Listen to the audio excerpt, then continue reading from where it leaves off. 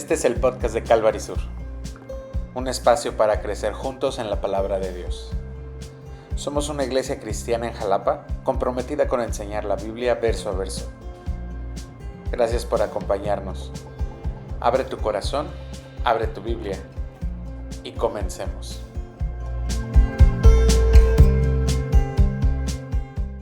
Vamos a la palabra de Dios, a Nehemías capítulo 2, y déjame llevarte a, primeramente como una introducción, dice el primer versículo: sucedió en el mes de Nisán, en el año 20 del rey Artajerjes, y es bien curioso que nosotros entremos aquí a un momento en el que estemos hablando sobre una fecha como muy curiosa. O sea, es curioso que la Biblia nos hable de una fecha.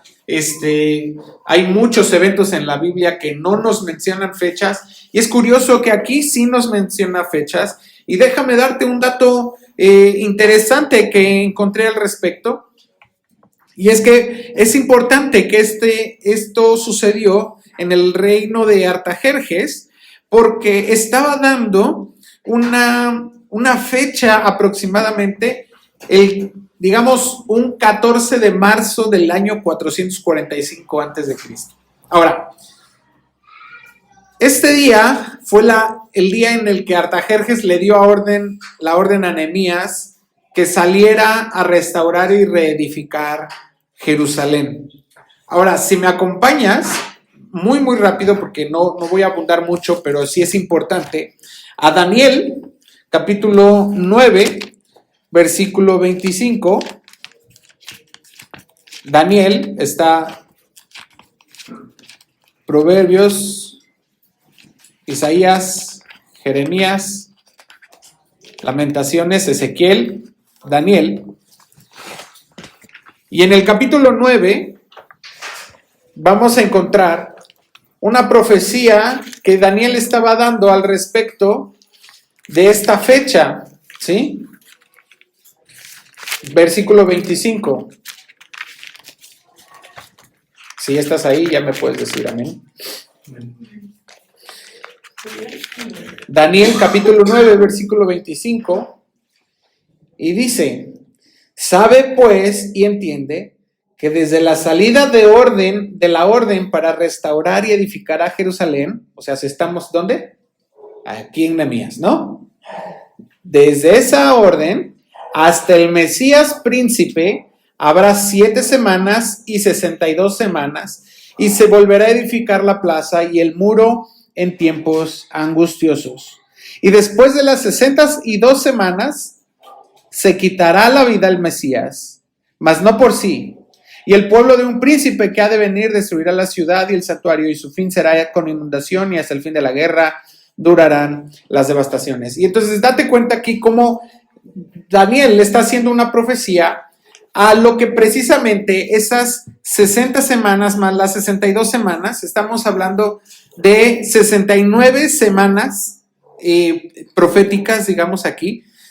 Y en el tiempo bíblico que nosotros estamos leyendo, no eran años de 365 días como los conocemos ahora, sino eran años de 360 días. Así que nosotros podemos contar los días que vemos desde Nehemías 1, cuando Artajerjes da esta orden, y vamos a llegar a la semana en la que Jesús entró a Jerusalén en la entrada triunfal. Y esto es un dato importante, porque debemos de saber cómo está esto. Todo está sincronizado. O sea, Dios es verdadero, es fiel, y podemos nosotros descansar en que sus palabras, sus promesas son verdaderas. Como dice el Salmo 118, 26, bendito el que viene en el nombre del Señor. Y nosotros debemos de entender y de conocer cuál es el día, cuáles son los días en los que el Señor ya lo ha dispuesto. Ahora, Daniel no ocurrió en exactamente este momento, pero él estaba dando esta profecía y diciendo, desde la orden va a venir el rey, va a venir el Mesías que va a entrar en Jerusalén. Ahora, esta pauta es importante porque no solamente apuntaba a la llegada del Rey de Reyes, sino podemos ver cómo Dios mueve a los reyes y mueve las fechas y mueve los días para que se cumpla su voluntad. Y lo vamos a ver precisamente en el capítulo 2 de Nehemías, en el que Dios acomoda las cosas para que se cumpla su voluntad. Me gustó mucho pensar desde la predicación del domingo que estudiamos, cómo es que Dios no está en la línea del tiempo, sino que Él está en todos los tiempos. Él está en el ayer, Él está en el hoy, Él está en el mañana y Él sabe exactamente qué es lo que está pasando. Y Dios le está hablando aquí a Daniel y le está diciendo, mira, esto va a pasar. Y eso es lo que nosotros debemos de tener claro. Dios está en absoluto control de sus tiempos. Y si hay algo que tú no entiendes muy bien de los tiempos de Dios, quizá es que a lo mejor no sepamos los tiempos.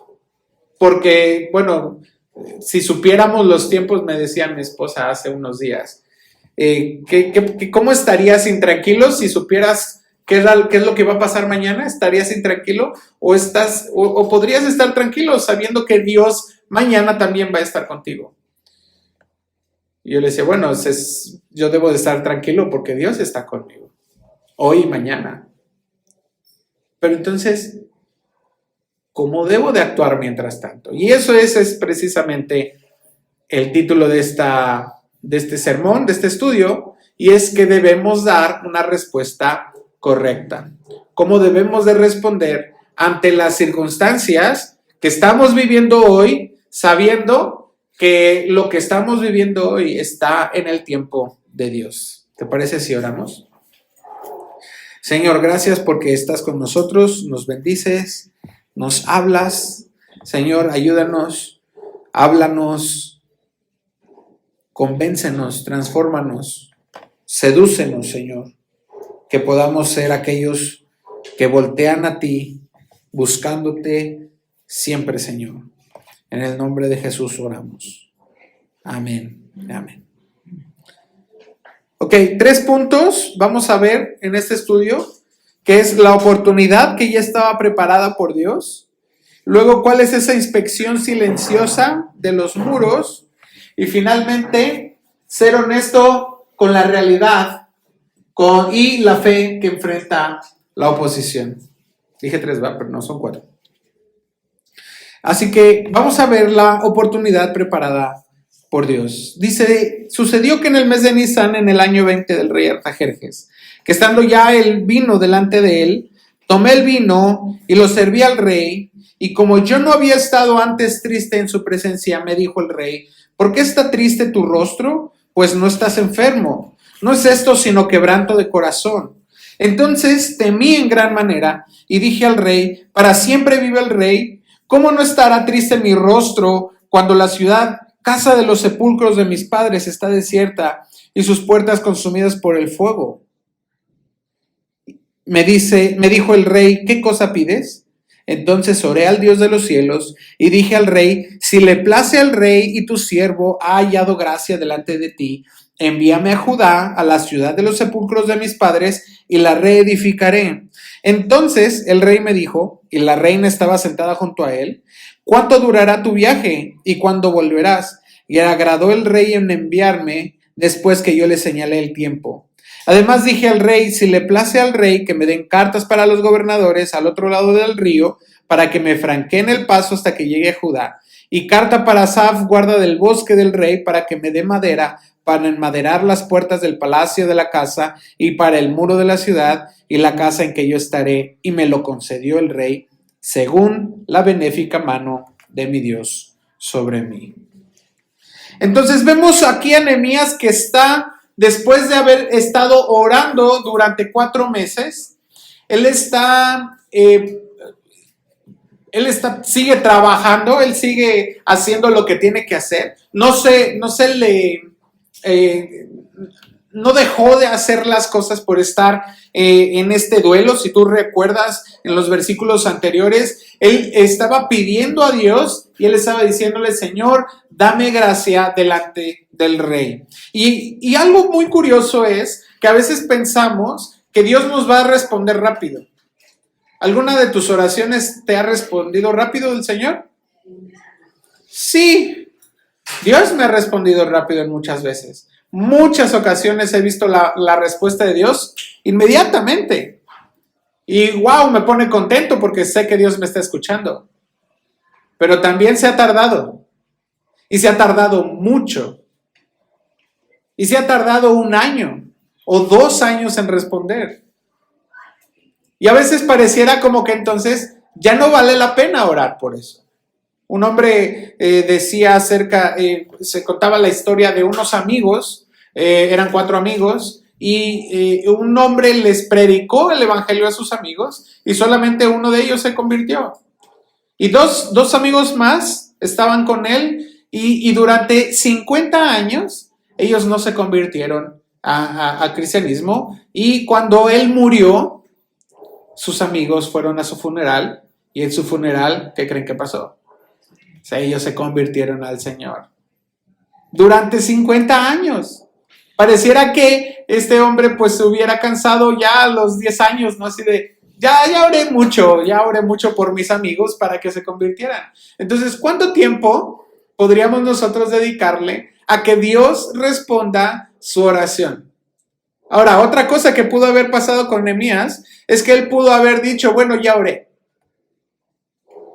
Y ya, no esperar nada, no hacer nada, no estar buscando nada, no, simplemente no hacer nada. Pero ¿qué pasó? Él seguía en este dolor, él seguía en este pesar, él seguía él no se había olvidado de lo que estaba viviendo Jerusalén. Y esto es importante porque nosotros de repente parece como que oramos por algo que nos duele, que nos pesa, y después se nos olvida. Dios está esperando que nosotros estemos buscando completamente a Dios. Dios no se apresura, ¿estás de acuerdo? Dios no anda a las prisas como nosotros. Yo quiero que Dios me responda rápido, pero Dios no se apura. Dios sabe sus tiempos. Dios había preparado el corazón del rey Artajerjes para este momento. Dios había estado alineando las cosas para que todo confluyera, para que Nehemías pudiera estar en la línea de la voluntad de Dios. Ahora a veces tú puedes pensar, yo no sé cómo es estar en la línea del corazón de Dios. Yo no sé qué es eso. Bueno, simplemente mantente cerca de Dios, busca su palabra.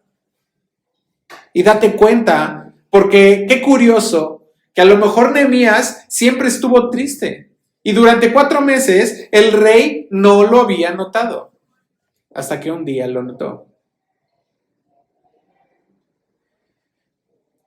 A lo mejor Nehemías nunca mostró esa tristeza delante del rey, pero a lo mejor el rey de pronto lo notó. Y Dios utiliza eso. Dios utiliza a otras personas para enseñarnos o para abrir las puertas en los momentos en los que nosotros necesitamos estar listos. Ahora, el rey le pregunta: bueno, ¿qué te pasa? Esto es tristeza de corazón.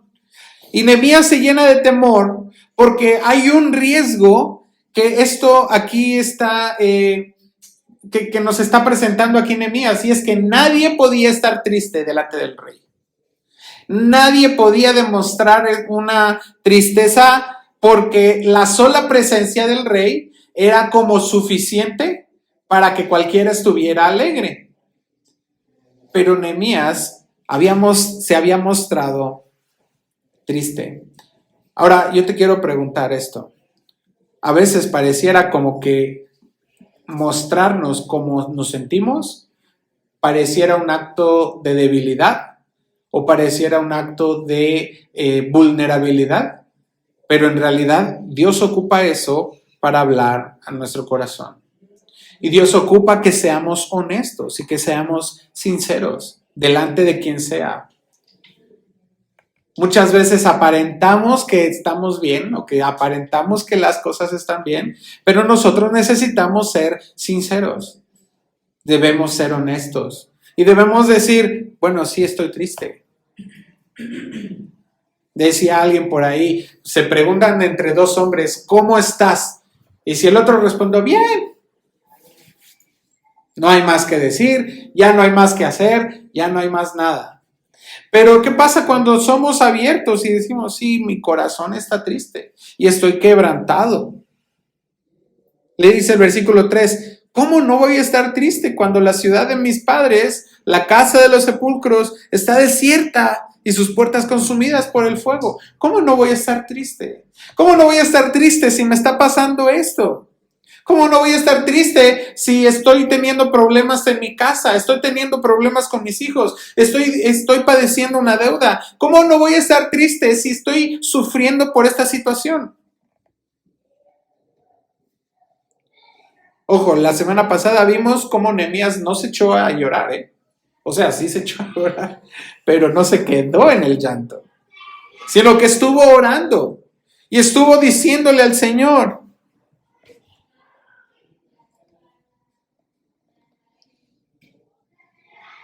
Y entonces le dice el rey, ¿qué cosa pides? Ahora, ¿qué pasaría? ¿Qué pasaría que el rey te dijera, ¿qué pides? ¿Sabrías qué pedir? De la situación que estás viviendo hoy, de eso que te tiene triste, de eso que te tiene acongojado, ¿sabrías qué pedir?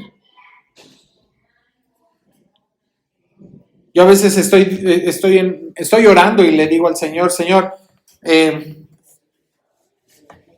que ya no sé si te he estado pidiendo mal, ¿por qué no me respondes? A lo mejor estoy pidiendo mal. Santiago dice que pedimos y no recibimos porque pedimos mal. Porque pedimos para nosotros mismos y no pedimos para que la voluntad de Dios se cumpla. Jesús en el sermón, en esta enseñanza, que le dijeron sus apóstoles, enséñanos a orar. Él les dijo que se haga tu voluntad en los cielos y en la tierra. Que se haga lo que tú quieres.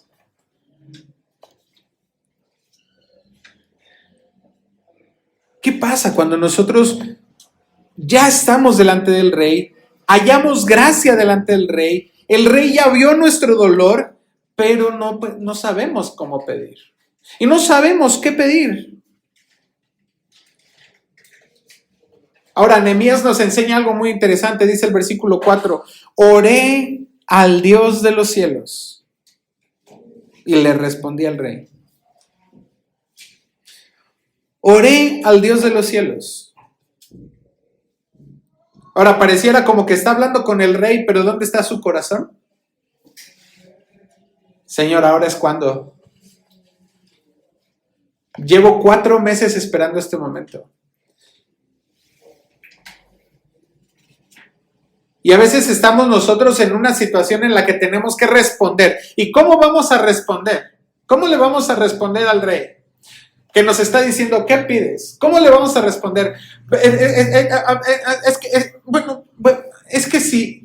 Bueno, es que no sé, mira, yo quisiera que... No, ¿de dónde viene nuestra dependencia? ¿A quién es al que nosotros acudimos? ¿Con quién nosotros es que debemos de descansar y de decir, Señor, ilumíname en este camino? Señor, muéstrame qué es lo que debo de decir. Señor, aliméntame de manera que yo sea solamente un instrumento. Señor, que tu Espíritu Santo me llene y que hable lo que tenga que hablar. Señor, dependo de ti. Y esa es una buena manera en la que nosotros podemos responder, sabiendo qué es lo que Dios está pidiéndonos. Ahí estaba la oportunidad, ahí estaba el momento. ¿Y cuántas veces nos hemos equivocado queriendo más bien ir con lo que tenemos en nuestra mano?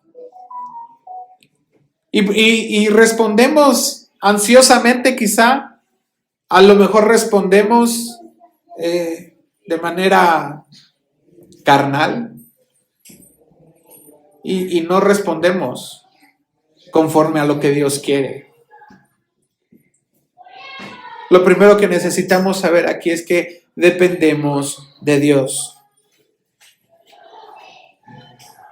Como creyentes maduros, nosotros debemos aprender a orar entre lo que vamos a decir y lo que estamos viviendo. En nuestras conversaciones, no separamos nuestra vida espiritual de la vida diaria. Permanecemos siempre en comunicación y en comunión con Dios. Ahora Nehemías le pide permiso al rey para ir a Jerusalén. Y le dice que quiere ir a restaurar su ciudad.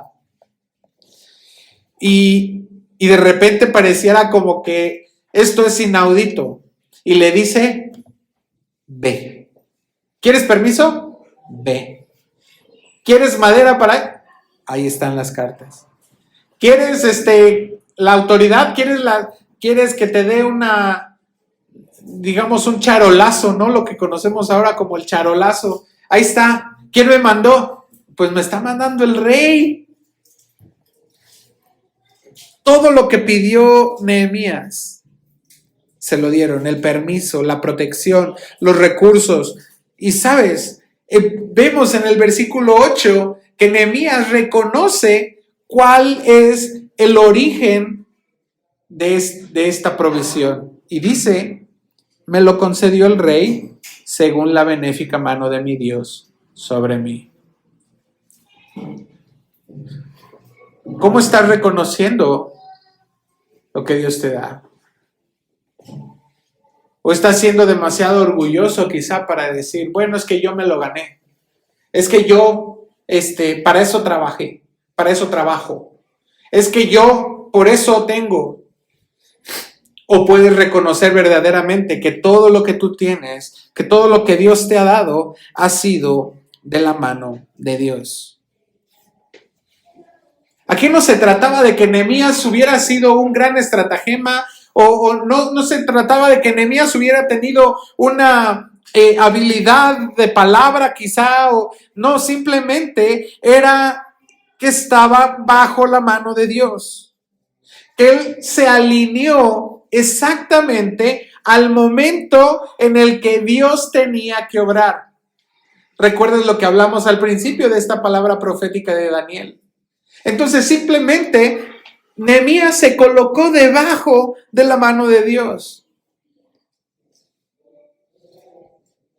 Y fíjate qué importante es estar nosotros en esa disposición, no solo de reconocer que la mano de Dios está sobre nosotros, sino que mi vida y todo lo que hago y todo lo que soy y todo lo que digo debe de estar en conformidad a la voluntad de Dios. Para que ocurra precisamente como en este ejemplo que vemos que se abrió como si hubiera sido una puerta, de repente se abre el canal en el que la profecía de Daniel se iba a cumplir en Jesucristo. Dentro de 483 años después iba a entrar el Mesías a la ciudad que Nehemías estaba dispuesto a edificar. ¿Te das cuenta que el hecho de que Nehemías haya participado,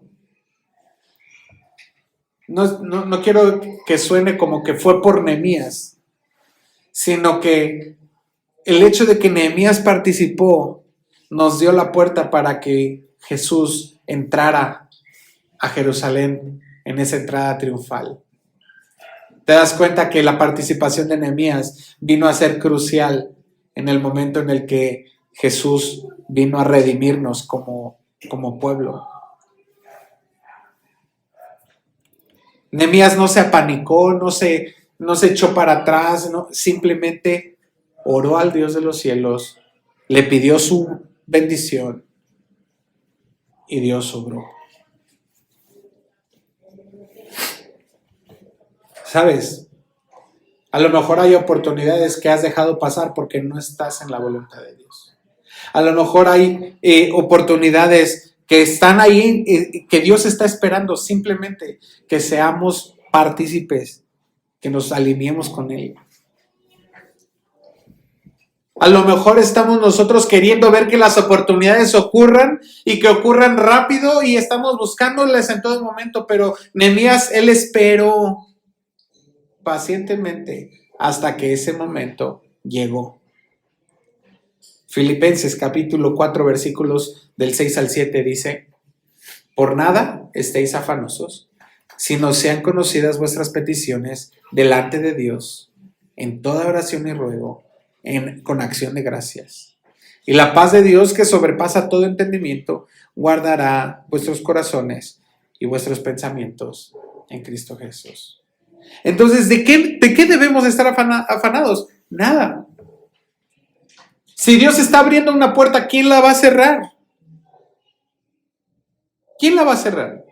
Nosotros debemos estar listos para estar en esta comunicación, orando con Dios y depender de la buena mano de Dios. Porque, ¿sabes? Dios no solamente controla los eventos, Dios controla los tiempos. A nivel temporal, Él sabe exactamente lo que va a pasar. Así que su tiempo es perfecto y en eso debo de descansar. Dice el versículo 9. Vine luego a los gobernadores del otro lado del río y le di las cartas del rey, y el rey envió conmigo capitanes del ejército y gente de a caballo. Pero oyéndolo Sanbalat horonita y Tobías el siervo amonita, les disgustó en extremo que viniese alguno para procurar el bien de los hijos de Israel. Ahora vamos a este punto número 2, que necesitamos discernir cuál es la oposición y cómo responder ante eso. Nehemías tenía el permiso ya y había empezado a caminar hacia Jerusalén con jinetes, con caballos, con capitanes, y él llega como un gobernador, ¿no? Ya como un embajador enviado por el rey, y él está con todo el respaldo político, pero él sabía que no solamente era el respaldo político el que traía, sino que sabía que Dios había abierto las puertas para que él empezara a caminar. Pero déjame decirte esto: a veces parece que ya están abiertas las puertas y que nos vamos a ir como cuchillo en mantequilla, pero siempre va a haber oposición. Al llegar Nehemías se encontró con Sanbalat y con Tobías. Ahora ellos, fíjate, ellos están representando estas fuerzas históricas y espirituales que siempre han resistido a Dios. Siempre han resistido al pueblo de Dios.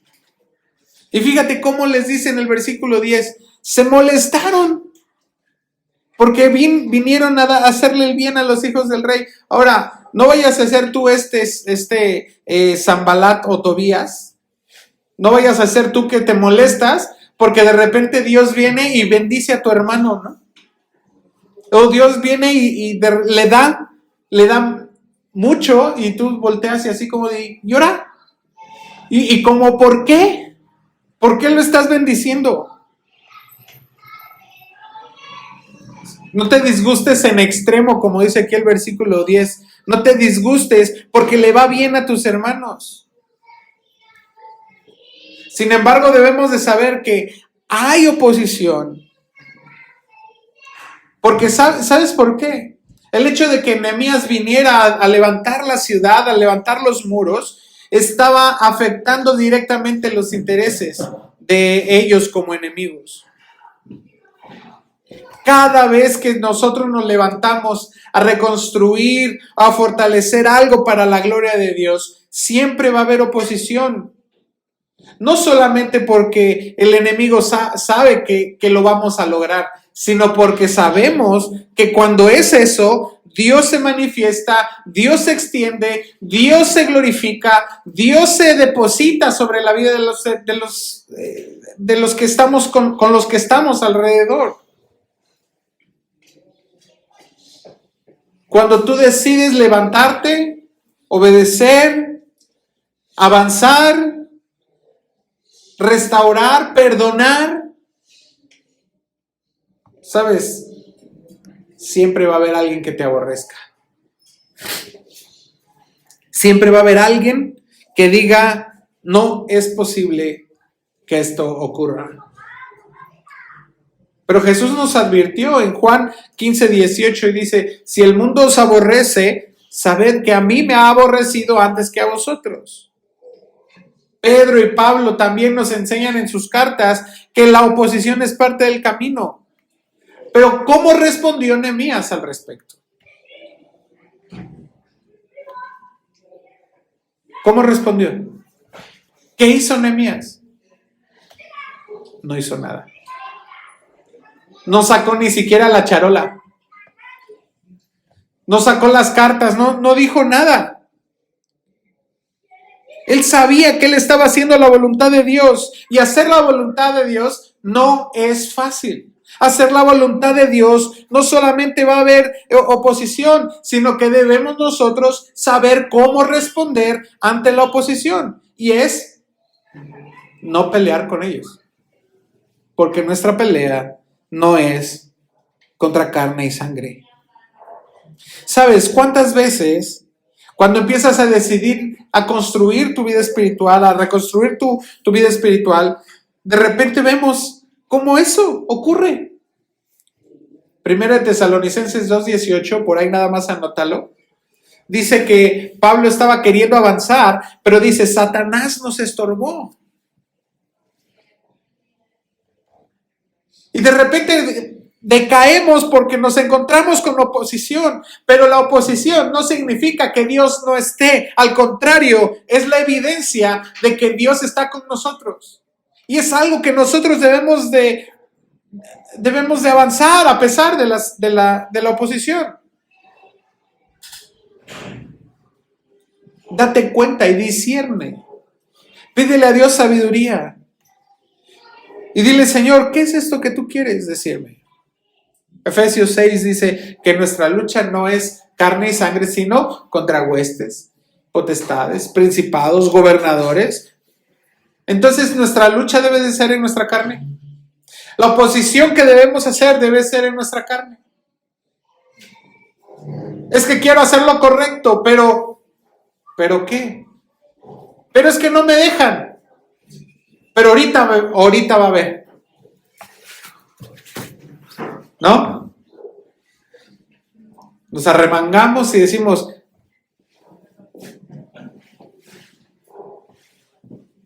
pero nuestra lucha no es en nuestras fuerzas. La lucha es en el Espíritu de Dios. La lucha es sabiendo de quién tenemos el respaldo. La mejor respuesta ante la oposición es mantenernos firmes a lo que Dios nos ha llamado a hacer. El enemigo viene para intimidarnos. Dice Pedro que anda buscando a quien devorar y anda como león rugiente, pero ¿qué le puede hacer? Ya vimos en Daniel también, ¿qué le hicieron los leones a Daniel? Nada. ¿Qué le hizo el horno de fuego a los jóvenes, a Sadrach, Mesach y Abednego? No les hizo nada. ¿Por qué? Porque la buena mano de Dios estaba sobre ellos. ¿Qué debemos hacer? 2 Corintios 2:11 dice, para que Satanás no gane ventaja alguna sobre nosotros, pues no ignoramos sus maquinaciones. Hay una respuesta de parte de Satanás, pero ¿dónde está nuestra confianza? Salmo 27 dice, Jehová es mi luz y mi salvación. ¿De quién temeré? Jehová es la fortaleza de mi vida. ¿De quién he de atemorizarme? Cuando se juntaron contra mí los malignos, mis angustiadores y mis enemigos, para comer mis carnes, ellos tropezaron y cayeron. Aunque un ejército acampe contra mí, no temerá mi corazón. Aunque contra mí se levante guerra, yo estaré confiado. Entonces, ¿cuál es la respuesta ante la oposición? Mantente firme, mantente confiado. Camina a lo que Dios te ha mandado.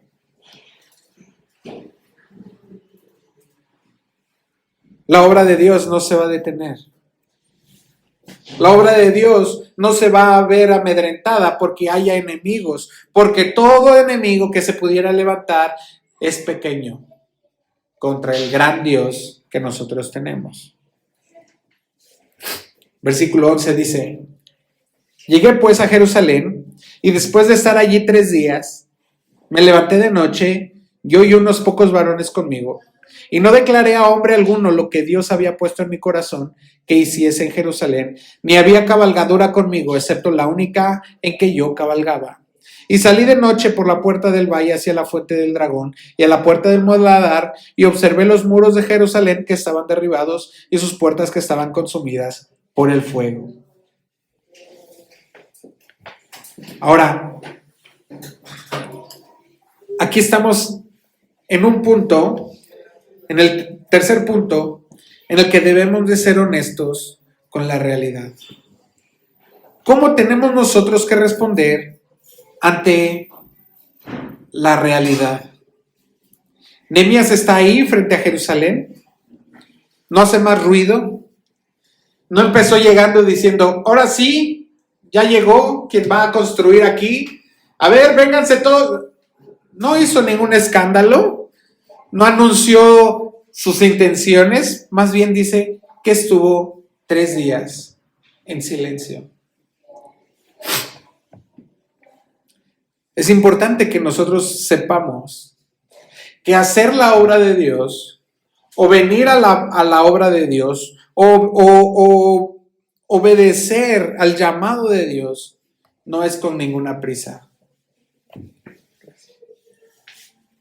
Más bien debemos de estar nosotros atentos a qué es lo que Dios nos quiere mostrar, a qué es lo que Dios nos quiere decir, aún en medio de una situación complicada, porque bueno, no digo, yo no veo nada sencillo el hecho de que Nehemías se parara ahí frente a la ciudad todavía con los muros destruidos, con las casas destruidas, o la gente ahí buscando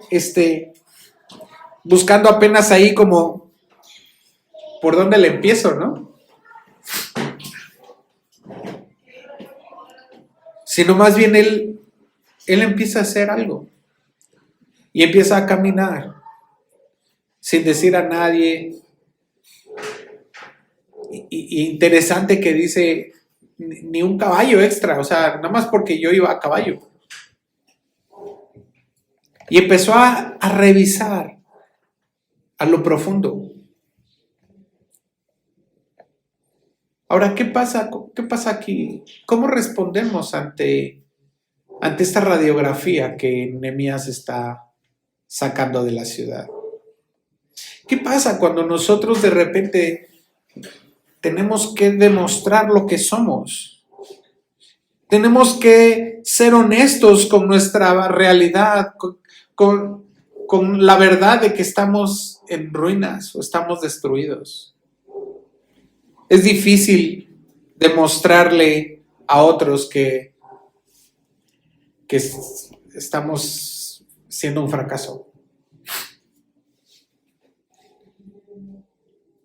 ¿Cómo respondemos ante las realidades? Que a lo mejor están ahí. ¿Recuerdas? Estos muros ahí estaban destruidos y por muchos años y nadie los levantaba, nadie decía nada. O sea, estaban en dolor, pero nadie decía nada. ¿Cómo respondemos nosotros ante ese dolor? Debemos de ser honestos, debemos de ver las piedras caídas. Debemos de ver cómo dice, por ejemplo, aún el versículo 14 dice, no había lugar por donde pasase la cabalgadura en la que iba. O sea, había lugares en los que ni siquiera se puede avanzar. Y cuando se trata de la restauración de nuestra alma, cuando se trata de la restauración de ese problema en nuestra vida, tenemos que ser honestos delante de Dios y decir, esto es lo que somos.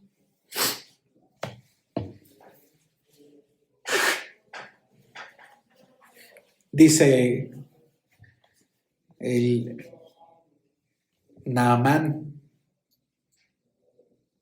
un general que tenía lepra, pero que la escondía muy bien debajo de su armadura. Y todo está muy bien. Pero cuando estaba en la noche, en lo oscuro,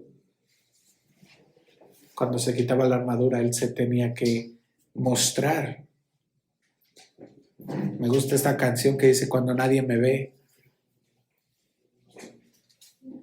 ahí está Dios, mostrándose y pidiéndome que sea también yo honesto conmigo y que le diga al Señor, Señor, estoy dañado, estoy roto, mis paredes están tiradas, necesito ser honesto con Dios. El Salmo 139, el versículos 23 y 24 dice, examíname, oh Dios, y conoce mi corazón. Pruébame y conoce mis pensamientos, y ve si hay en mí camino de perversidad. Guíame en el camino eterno. A veces es fácil ignorar esas áreas que están rotas. A veces estamos acostumbrados a dejar pasar esas situaciones, pero Dios nos está llamando a que seamos honestos y que respondamos con una realidad de lo que somos. Que seamos honestos diciendo, Señor, esto es lo que necesita ser restaurado. Esta es la realidad de mi ciudad. Mateo 6:6 dice, cuando ores, entra en tu aposento y cerrada la puerta, ora a tu Padre que está en secreto. Y tu Padre que te ve en lo secreto te va a recompensar en público. La manera en la que nosotros abordamos nuestras realidades también nos permite voltear con la realidad de qué es lo que Dios quiere hacer.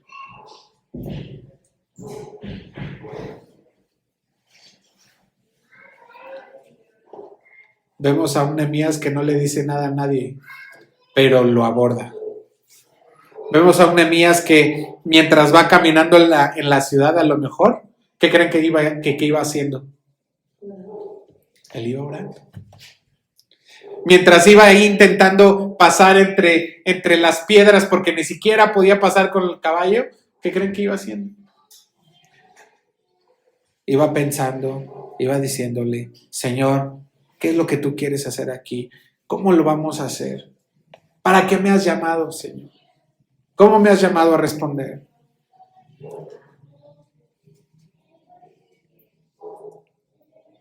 Hay una verdad entre estos dos aspectos. La verdad de lo que es, pero la esperanza de lo que Dios va a hacer. Y vamos al último punto. Dice el versículo 17. Y les dije pues, vosotros veis el mal en el que estamos, que Jerusalén está desierta y sus puertas consumidas por el fuego. Venid y edifiquemos el muro de Jerusalén y no estemos más en oprobio. Entonces les declaré cómo la mano de mi Dios había sido buena sobre mí y asimismo las palabras que el rey me había dicho y dijeron, levantémonos y edifiquemos. Así esforzaron sus manos para bien. Por cuanto lo oyeron Sanbalat, Horonita, Tobías, el siervo amonita y Gesem el árabe, hicieron escarnio de nosotros y nos despreciaron diciendo, ¿qué es esto que hacéis vosotros? ¿Y os rebeláis contra el rey? En respuesta les dije, el Dios de los cielos, no el rey Artajerjes, no las cartas que traía, no la madera que había conseguido, no los guardias que habían caminado con él, no los sacerdotes que dice el versículo 16, ni los judíos, ni los nobles, ni los oficiales, no, nadie, sino dice, el Dios de los cielos, Él nos prosperará. Y nosotros sus siervos nos levantaremos y edificaremos, porque vosotros no tenéis parte ni derecho ni memoria en Jerusalén. Nehemías se levanta con el pueblo y les dice, vamos a darnos cuenta, dense cuenta el mal en el que estamos. Dense cuenta que la condición en la que están es deplorable. Pero ver las cosas que son Eso es solamente una realidad, pero ¿cuál es la fe? Dice la fe en Hebreos 11, la fe es pues la certeza de lo que se espera y la convicción de lo que no se ve. Quiere decir que Nehemías estaba viendo con fe el futuro de lo que él veía en la realidad. La fe verdadera no niega la realidad, pero ve con esperanza. La fe verdadera no niega la realidad, pero tampoco dice, no, si está feo esto, no hay manera, ¿eh? ¿Saben qué? Mejor vámonos de aquí, dejemos estas ruinas y a ver, vamos a ir a construir a otro lado. No, no dijo eso. Nehemías les dijo, venid y edifiquemos, porque él vio la mano de Dios que había estado con él. Vio la mano de Dios y lo vemos en Esdras, la mano de Dios vemos en Nehemías, vemos la mano de Dios en todo el tiempo. Cuando Dios está ahí con su mano, entonces vamos a ver cómo Dios obra. Y cuando la gente puede ver la mano de Dios, entonces va a haber esta respuesta que nosotros vemos en el versículo 18, cuando dice, levantémonos y edifiquemos. No se trataba de Nehemías y que fuera una persona muy elocuente otra vez. Se trataba de responder al llamado de Dios. Y esto es algo que nosotros, que yo quiero que tú veas aquí. ¿Cómo respondemos al llamado de Dios cuando Dios nos está diciendo, ve tu realidad, observa tu realidad, pero ven y edifiquemos? Ven y levantemos estos muros. Ven y vamos a ver con esperanza el futuro. Y otra vez esta oposición. Ahí está la burla. Y dice, nos vieron con escarnio y hicieron burla de nosotros. Todo creyente que se levanta que se decide para levantarse a servir a Dios, a edificar algo para Dios, se va a dar cuenta, no solo que va a haber oposición, sino que aparte va a haber burla, aparte va a haber menosprecio.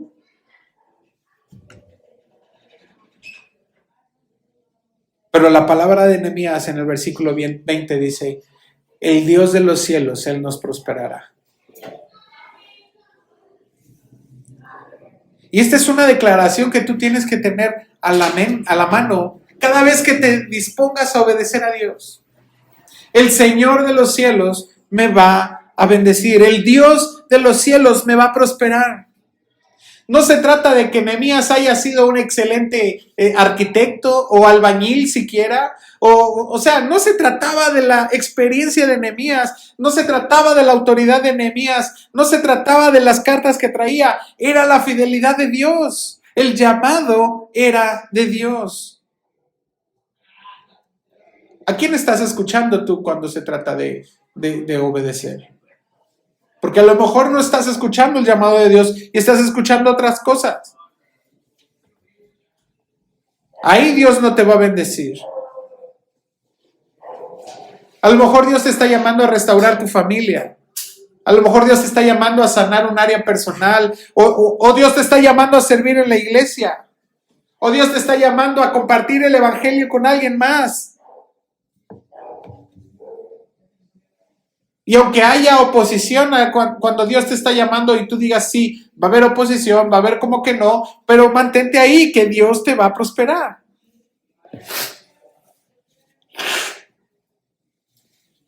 Nosotros no dependemos del enemigo, dependemos de la buena mano de Dios que nos va a prosperar. Jesús dijo en Mateo 16:18, sobre esta roca edificaré mi iglesia, y las puertas del Hades no prevalecerán contra ella. Romanos 8:31 dice, si Dios es por nosotros, ¿quién contra nosotros? Dios te llamó, Dios te está respaldando, Dios te va a llevar, Dios te va a dar. El Dios de los cielos, Él nos prosperará. ¿Cuál es la palabra aquí? ¿Cuál es la respuesta que debemos de tener? ¿Cuál es la respuesta correcta que debemos de tener al llamado de Dios? La respuesta es, versículo 18, levantémonos y edifiquemos. ¿No dice así? ¿Y qué dice al final del versículo 18? Así esforzaron sus manos para bien. No te vas a esforzar para mal.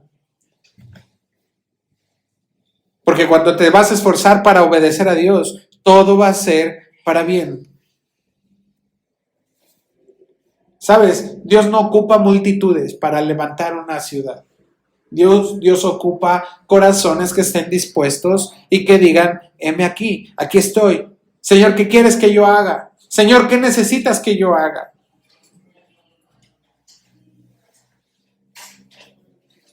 ¿Qué necesitas que yo obedezca? ¿Qué necesitas para que yo pueda ver la buena mano de Dios sobre mí? Ponte de pie, vamos a orar.